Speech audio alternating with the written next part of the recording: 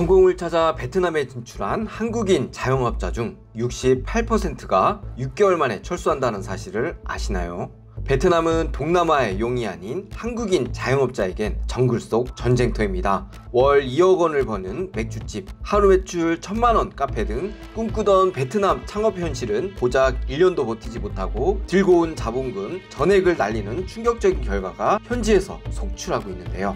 도대체 무엇이 베트남 창업이란 꿈을 집어삼키고 있을까요? 모르면 당할 수밖에 없는 베트남 자영업의 함정, 알고 들어가야 전쟁터에서 살아남습니다. 오늘은 수많은 한국인 자영업자들이 눈물을 머금고 돌아서야 했던 이유를 파헤칩니다. 자, 그럼 출발합니다. 믿고 따라오시죠. 여기가 서울인지 하노이인지 한국과 다름없는 간판들 속에 헷갈리는 풍경은 바로 베트남 한인타운입니다. 코로나 이후 30%가 증가한 한국인 창업자 중 40%는 3개월도 안 돼 사라지는 허탈한 현실을 맞이해야 하는데요. 코로나 이후 베트남 경제가 회복될 것이라는 희망적인 예상과 달리 현실 상권은 오프라인에서 온라인으로 빠르게 가속화되는 상황인데요. 이에 따른 소비 위축과 월세, 인건비 인상의 삼중고로 현지 사업 여건은 최악으로 치닫고 있습니다. 건물주만 배부르게 한다는 냉소 속에 치솟는 폐업률과 증가하는 신규 창업자가 아이러니하게 공존하고 있는데요. 한국보다 저렴한 창업 비용을 기대했지만 실상은 전혀 다른데요. 하노이, 호치민 등 그나마 장사가 어느 정도 된다 하는 상가 임대료는 그간 3년 30% 이상 폭등하였습니다. 월 매출의 40%가 임대료로 증발하는 상황에 직원 인건비, 공과금, 세금, 공안 보호비까지 떼고 나면 정작 손에 쥐는 돈은 한국 최저시급보다 못하다는 한국 사장님들의 충격 고백이 쏟아지고 있는데요. 한국인은 돈 많다라는 편견이 베트남의 곳곳에 독보서처럼 자리 잡아 가게 임대 시 한국인이라면 월세 3배를 아무렇지도 않게 외국인 프리미엄이라고 요구하는 것도 다반사입니다. 상가 계약 전 정확한 시세 파악은 당연하고 반드시 여러 루트를 통해 직접 월세를 확인해야 합니다. 또한 계약 전 한없이 친절한 중개인의 말만 듣고 영어와 베트남어로 가득한 계약서에 아무 생각 없이 서명하기 쉬운데요. 믿었던 계약서 구석에 독소 조항이 깨알같이 숨겨져 있을 확률이 무척 높습니다. 만약 가게 임대 계약서를 100% 이해하지 못한다면 이미 지뢰밭 속에 들어가고 있다는 것을 아셔야 하는데요. 최대 50% 인상 가능이라고 계약서 하단에 스쳐 지나가듯 적어놓은 한 문장이 향후 사업을 한순간에 무너뜨릴 수 있음을 명심해야 합니다. 또한 전기세 수도요금이 추가 요금으로 뭉뚱그려 표현되어 나중에 두세 배 갑작스레 청구되는 공과금 추가 부담 조항 역시 현지 상가 임대계약서에서 흔히 볼 수 있는 독소조항 레파토리로 잘 살펴야 하는데요. 창업 전 현지 중개인이 말해주는 자잘한 리스크 말고 진짜 리스크는 바로 계약 기간 중 가게 주인의 임대료 증액 요구를 들 수 있습니다. 베트남에서 장사가 좀 된다 하면 조만간에 가게 주인의 갑질 공격이 들어오겠구나 하고 평상시 어느 정도 마음의 준비를 해야 하는데요. 이에 계약서 모든 공과금에 대해 확실하고 구체적으로 명시하는 동시에 5% 임대료 인상률 등 임대료 상한선을 확실히 기입해 두는 것은 앞으로의 주인 갑질에 대한 최소한의 보호장치로 베트남에서 사업하려면 필수로 챙겨야 합니다. 또한 나름 꼼꼼하게 계약서를 확인한다고 직접 계약서를 번역기를 돌려 해석하는 경우가 많은데요. 계약사항의 서로 간 해석 차이로 향후 소송까지로 번지고 결국은 자국민 편이라고 시간과 돈은 물론 정신까지 큰 손해를 입고 패소할 확률이 무척 높으니 계약 전 현지 전문 변호사와 협업 없이는 절대 계약서에 서명해서는 안 되며 계약서는 공증받은 한국어 번역본을 반드시 요구해야 합니다.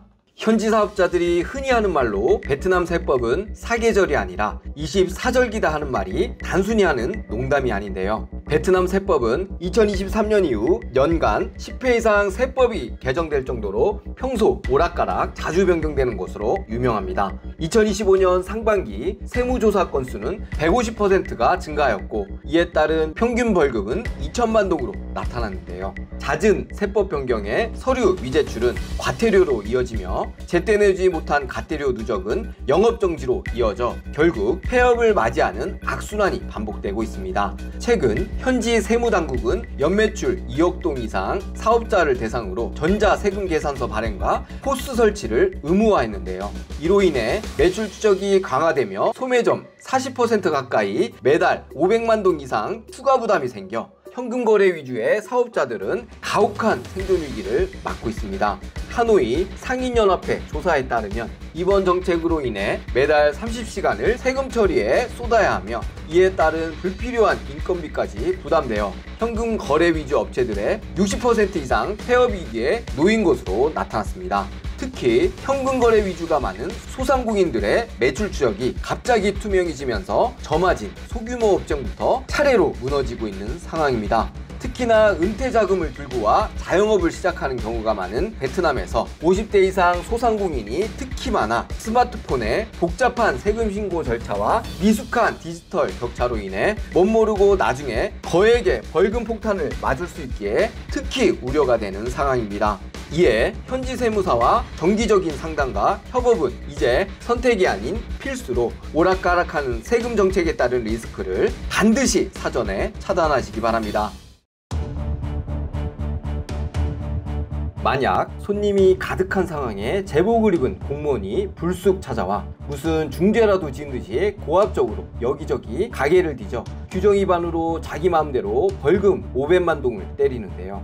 그러나 곧 얼마 지나지 않아 뒤로 조용히 부르더니 달래듯이 현금 300만 동만 주면 이번 건은 특별히 처리해준다고 제안한다면 어떻게 하실 건가요? 만약 거부한다면 가혹한 연쇄 단속이 기다리고 있는 이것이 바로 베트남 특유의 시스템화된 공무원의 삥뜯기인데요.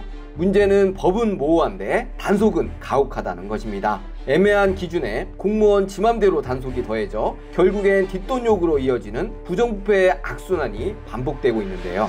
현지에서는 공안유착 없인 자영업에서 절대 살아남을 수 없다라는 암묵적인 룰이 횡행할 정도입니다. 현지 공무원에게 한국인 자영업자는 현금이 두둑하고 현지 법률에 미숙해 몇 번을 뜯어가도 뒤탈 없는 완벽한 호구인데요.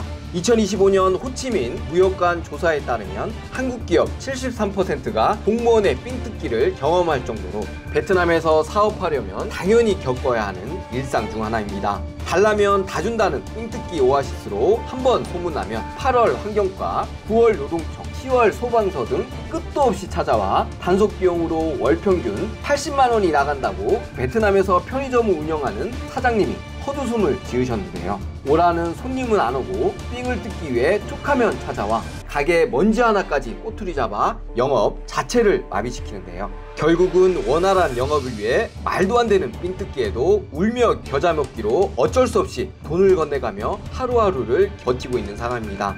베트남 최대 명절 떼을 앞두고는 아예 대놓고 부서별로 명절 선물을 요구하는 삥의 절정을 보여주는데요.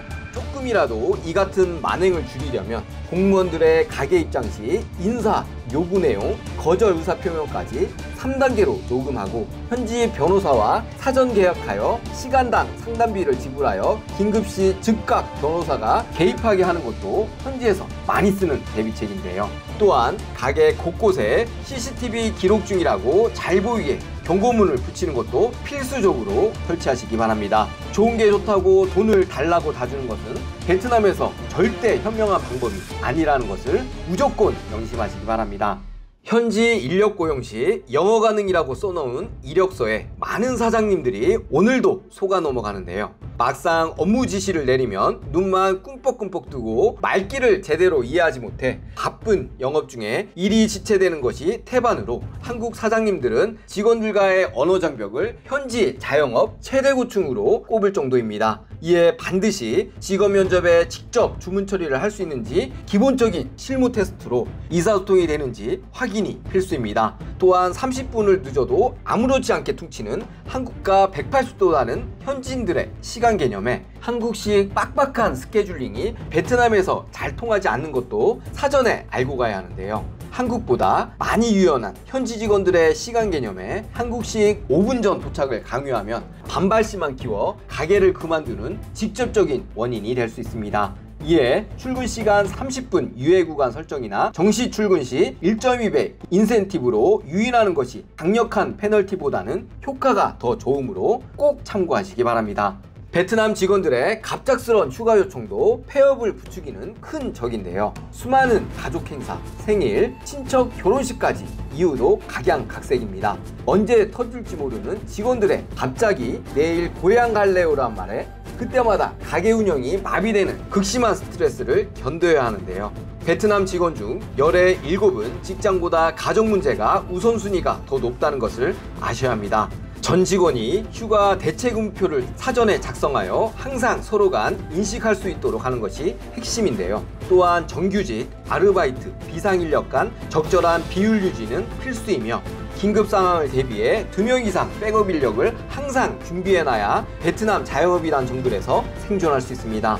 초과 근무 역시 조심해야 하는데요. 2025년 베트남 신규 노동법에 따라 서면 동의서 없는 초과 근무 시 최대 6개월치 임금 폭탄을 맞을 수도 있어 반드시 조심해야 합니다. 이에 초과 근무, 근로시간, 긴급 휴가, 위약금 조건을 근로계약서에 필수로 기재해야 향후 머리가 깨질 듯한 뒤통수 치기를 막을 수 있습니다.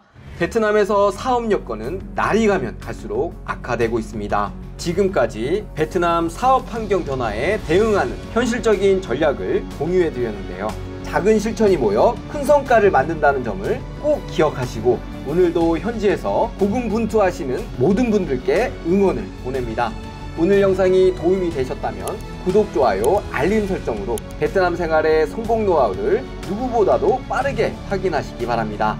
저는 베트남 생활을 돕는 유익한 영상을 들고 다시 찾아뵙도록 하겠습니다. 오늘도 영상을 시청해 주셔서 진심으로 감사드립니다.